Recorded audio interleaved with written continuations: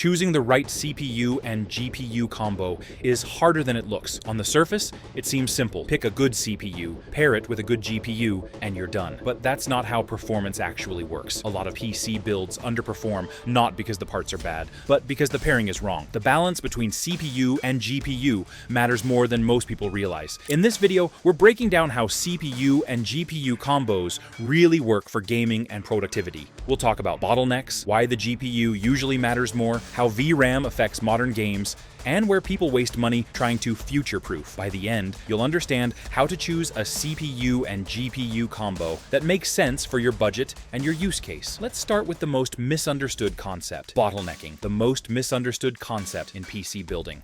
Bottlenecking is one of the most commonly used terms in PC building, and at the same time, one of the most misunderstood. At its simplest, a bottleneck just means that one component in your system is limiting overall performance. If that component were faster, you would see an increase in performance. There's nothing mysterious about it. In most modern PCs, that bottleneck comes down to a relationship between two parts, the CPU and the GPU. If the CPU is too slow to keep up, the GPU can't work at full capacity, and your frame rates suffer. The graphics card is capable of more, but it's waiting on the processor. In that situation, upgrading the CPU will increase performance. But the opposite is also true. If the GPU is the limiting factor, then upgrading the CPU won't meaningfully increase FPS. You can install a faster processor. But if the graphics card is already maxed out, performance stays almost the same. Here's the part that trips people up. Every system has a bottleneck. Always. There is no such thing as a perfectly balanced PC where nothing is limiting performance. The mistake is thinking bottlenecks are something you're supposed to eliminate. They're not. They're something you're supposed to control. For gaming, you generally want the GPU to be the bottleneck. That's where frame rate comes from, and that's where your money has the biggest impact. Resolution plays a huge role here. At 1080p, especially with high refresh rate monitors, the CPU becomes more important because you're pushing very high frame rates. But as you move to 1440p and then to 4K, the workload shifts heavily toward the GPU, and the CPU matters less. This is why so many CPU upgrades feel disappointing. The system was already GPU limited, so the extra CPU power had nowhere to go. Once you understand bottlenecking this way, a lot of bad CPU and GPU combo decisions suddenly make sense. And it naturally leads to the next question. If every system has a bottleneck, which part should actually get most of your budget? Why the GPU should get most of your budget? Once you understand how bottlenecking actually works, the next mistake becomes obvious. A lot of underperforming PCs aren't built with bad parts.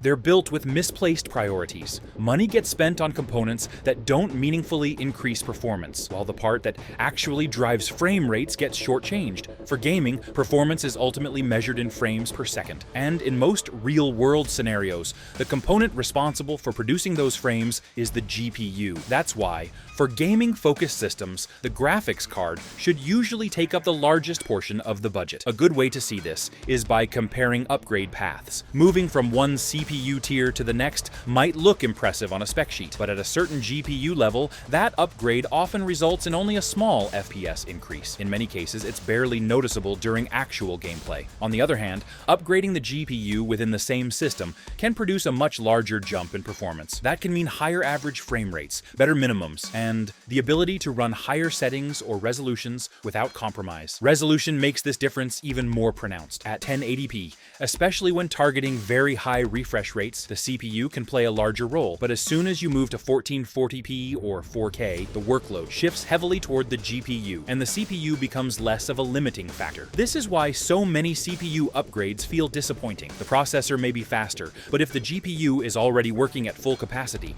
there's nowhere for that extra CPU performance to go. For most gaming builds, the CPU's job is not to be the star of the system. Its job is to be fast enough to keep the GPU fed. Once that requirement is met, spending more on the CPU delivers rapidly diminishing returns. This is where the idea of a balanced build often goes wrong. Trying to evenly split the budget between CPU and GPU sounds logical, but in practice, it often means overspending on the CPU and sacrificing GPU performance. And even when the GPU seems strong on paper, modern games introduce another limitation that can undermine performance if you're not careful. That limitation is VRAM, the hidden limiter in modern games.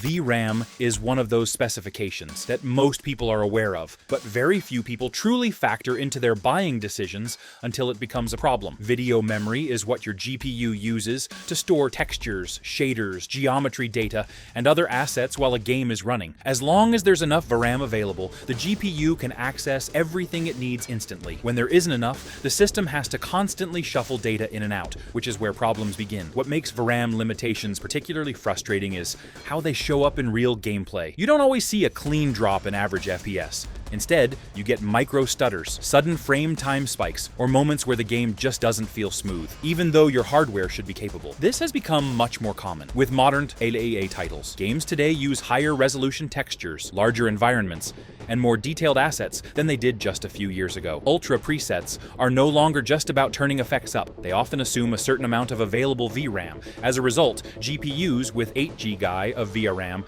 are increasingly being pushed to their limits, especially at 1440p and above.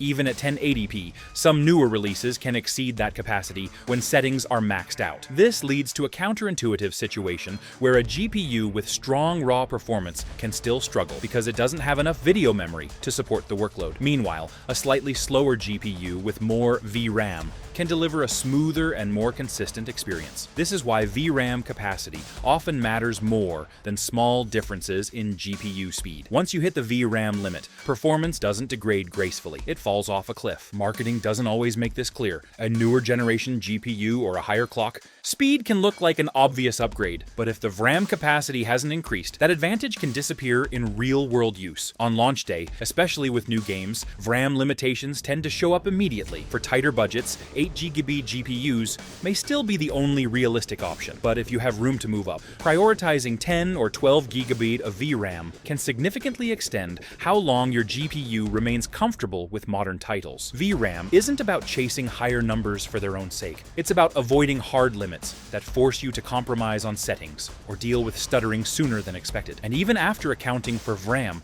there's still another factor that quietly affects how well a CPU and GPU combo performs: driver overhead. Why some CPU plus GPU combos don't scale the way you expect. Driver overhead is one of those topics that rarely comes up in buying guides, but it plays a real role in how different CPU and GPU combinations perform.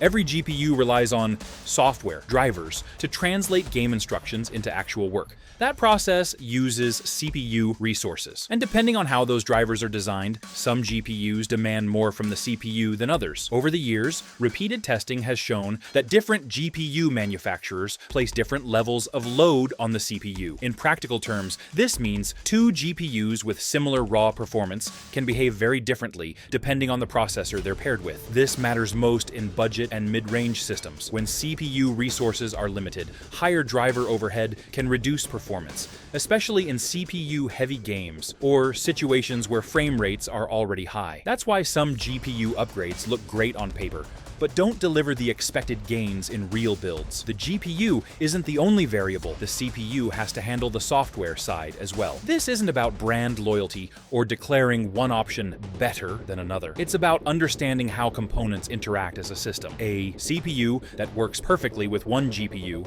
might struggle more with another under the same conditions. And this is one of the reasons why copying a parts list without understanding the logic behind it can backfire. Two systems with similar specs can behave very differently once drivers and CPU load enter the picture. If this kind of breakdown is helping you think more clearly about your build, this is a good point to pause for a second. Hitting like really does help more people find videos like this, and subscribing means you won't miss future breakdowns on CPUs, GPUs, and PC building decisions that actually matter. Because the next mistake people make when choosing CPU and GPU combos is usually justified by a single word, and it ends up costing more than they expect. The future-proofing trap.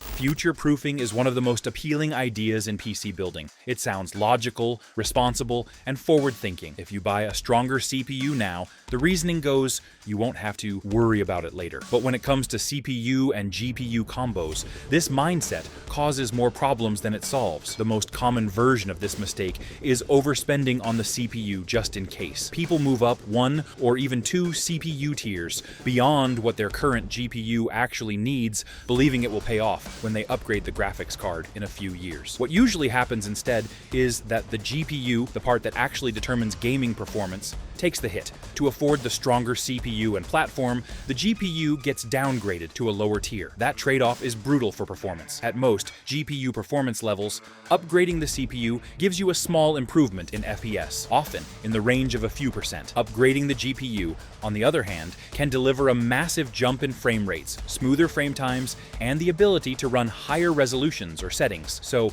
instead of getting that performance today, you're effectively delaying it. You're choosing a theoretical future. Benefit over a very real present-day loss. There's also the pace of hardware cycles to consider. GPUs evolve quickly, features change, VRAM demands increase, and new architectures arrive faster than many people expect. By the time you're ready to upgrade your GPU, the CPU you future-proofed with may no longer be the advantage you thought it would be. In the meantime, you've spent years running a slower GPU than you could have afforded. That's why future-proofing often ends up meaning underperforming longer. You're not actually saving money, you're just shifting performance into a future that may not play out the way you planned. This doesn't mean you should ignore the future entirely. It means your upgrade strategy should be grounded in reality. Maximizing performance for your current budget almost always gives better results than trying to predict what your system might need years from now. And this balance becomes even more important once you start mixing gaming with productivity workloads, when CPU power actually matters, gaming versus productivity.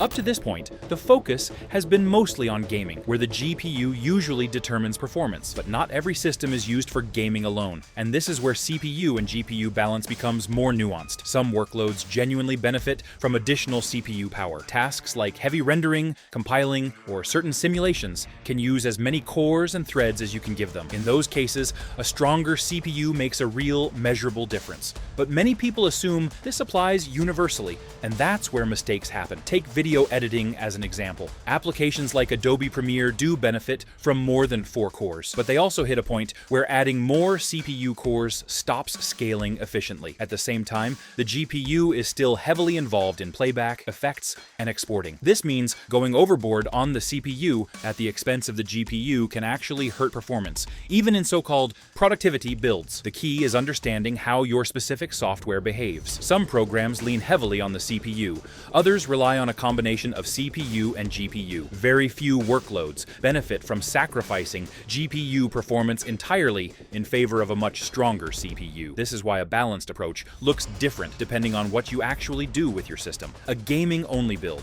a gaming plus streaming build, and a workstation-focused system all prioritize hardware differently. The problem is that many CPU and GPU combos are chosen based on assumptions rather than real usage. People buy hardware for workloads they think they might do, rather than the ones they actually run. Once you factor this in, it becomes clear why so many upgrades feel disappointing. The parts aren't bad, they're just mismatched for the job. And this mismatch becomes even more obvious when you start looking at how CPU and GPU balance shifts across different budget levels. Why CPU plus GPU balance changes as your budget changes. One of the biggest reasons people end up with the wrong CPU and GPU combo is assuming that the same rules apply no matter how much money they're spending. In reality, CPU and GPU balance changes dramatically as the budget changes. At the lower end, every dollar matters. Spending an extra amount on the CPU almost always means taking that money directly away from the GPU. And because the GPU is responsible for most gaming performance,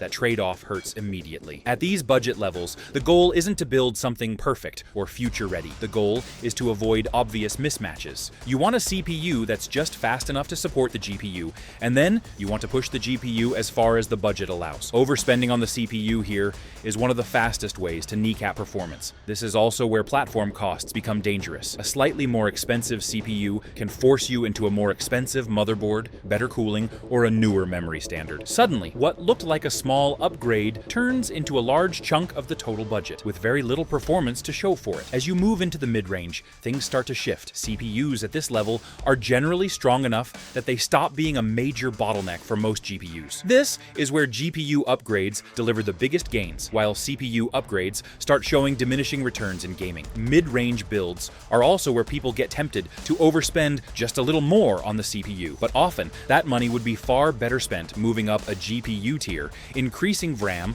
or improving frame rate consistency rather than chasing marginal CPU gains. At the high end, the rules change again. When you're pairing top-tier GPUs, CPU differences can matter more, especially in CPU-heavy games or when targeting extremely high frame rates. But even here, the GPU still dictates most of the experience, particularly at higher resolutions like 1440p and 4K. The mistake is applying high-end logic to mid-range or budget builds, or budget logic to high-end systems. That's how people end up with CPUs that are far stronger than their GPUs, or GPUs that are held back by unnecessary platform choices. Understanding how CPU and GPU balance shifts with budget is critical. It's not just about picking good parts, it's about picking the right parts for the level you're building at. And once you understand that, there's one final step that brings everything together, knowing how to actually choose the right CPU and GPU combo before you buy. How to actually choose the right CPU plus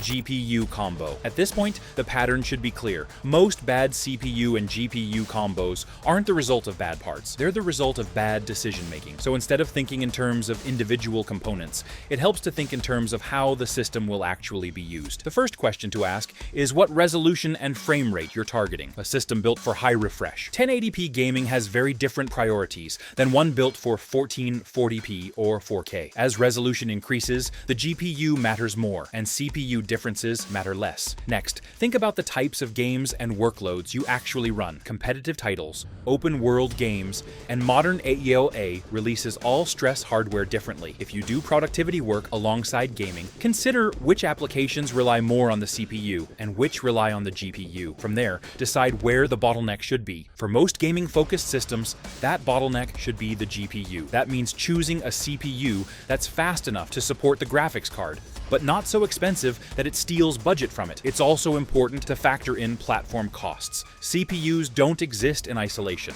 Motherboards, cooling, and memory all add to the total price, and those costs can easily push a build out of balance if you're not careful. Once you account for those factors, choosing a CPU and GPU combo becomes much simpler. You're no longer chasing specs or marketing claims, you're matching parts intentionally. If this breakdown has helped clarify how to think about CPU and GPU pairings, take a moment to like the video. It helps more people avoid the same expensive mistakes. And if you want more practical PC building guides that focus on real performance, subscribing ensures you won't miss them. The key takeaway is simple. You don't need the best parts on paper. You need the right combination for your budget, your resolution, and your use case. And that's exactly why you shouldn't buy a CPU and GPU combo until you understand how they actually work together.